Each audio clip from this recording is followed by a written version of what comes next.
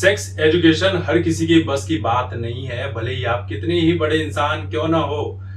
हर चीज को प्रेजेंट करने का एक तरीका होता है और वो तरीका आपको नहीं आता तो आपको उसके ऊपर बात नहीं करनी चाहिए। आपके किसी प्रवक्ता से कह देते हैं। कहानी आप जैसा जानते हैं कि महागठबंधन यानी जिसे इंडिया गठबंधन कहा जा रहा है, इंडी गठबंधन कहा जा रहा है, इसके मुख्यमंत्री जो हैं, अभी बिहार में मुख्यमंत्री हैं सीएम नीतीश कुमार, जो कि महागठबंधन के प्रधानमंत्री पद के प्रबल दावेदार माने जा रहे हैं बिहार की तरफ से।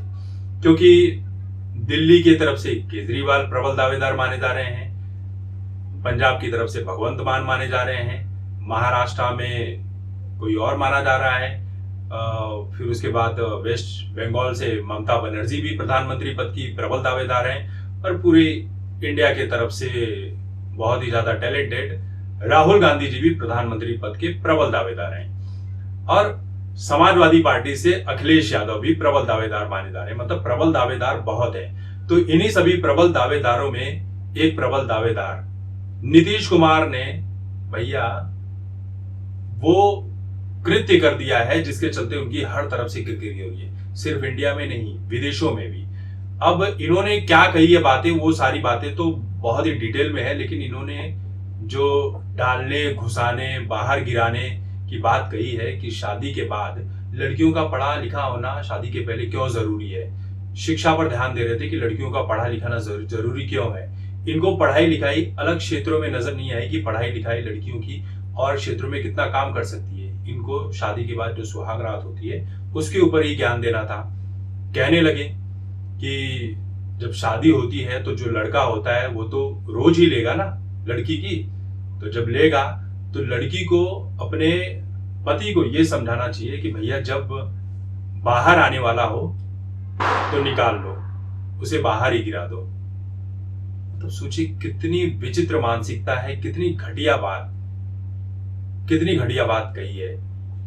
अगर यही चीज अगर गलती से बीजेपी की तरफ से कहीं किसी नेता की तरफ से बोल दी जाती, एक छोटे से कार्यकर्ता की तरफ से, तो अब तक पूरा विपक्ष सड़कों पर उतर गया होता। लड़की हूं लड़ सकती हूं का नारा देने वाली प्रियंका गांधी ने भी कोई बात नहीं कही। तो आप इनका समझ लीजिए। इस चीज को अब बहुत सारे लोग मणिपुर से भी जोड़कर देख रहे हैं कि भैया मणिपुर पर कुछ नहीं बोला और नीतीश कुमार ने बोल दिया, बस उनका बोलने का तरीका सही नहीं था। अगर वो इंग्लिश में बोलते तो आपको बड़ा अच्छा लगता। क्यों अच्छा लगता भाई? इंग्लिश में बोलते तो भी अच्छा नहीं लगता। वो कोई सेक्स एजुकेशन के टीचर हैं, उनको अपनी मर्यादा रखनी चाहिए, उनकी जुबान पर कंट्रोल रखना चाहिए था।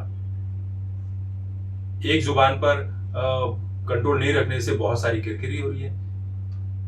एक देख लीजिए मनीष कश्यप के साथ क्या किया जा रहा है बिहार में बिना वजह, जबकि मनीष कश्यप के पहले बड़े बड़े पत्रकार के समूहों ने वो सारी खबर जो मीडिया में छाप रखी थी, मनीष कश्यप ने बस वही कहा था। इन्हें लगा कि ये तो बीजेपी का करीबी है, चलो डाल दो।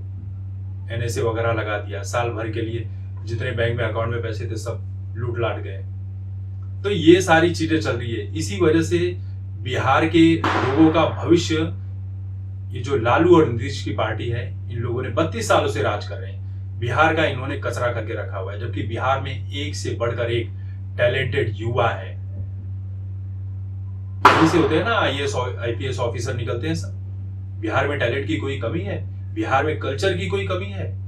छठ पूजा वहां का इतना बड़ा माना जाता है कि लोग दीपावली पर पहुंचे या ना पहुंचे, लेकिन छुट्टी लेकर छठ पर पहुंचते हैं। उस राज्य के सीएम का ऐसा घिनौना बयान और बगल में तेजस्वी यादव बैठकर दांत चिढ़ा रहे थे, हंस रहे थे।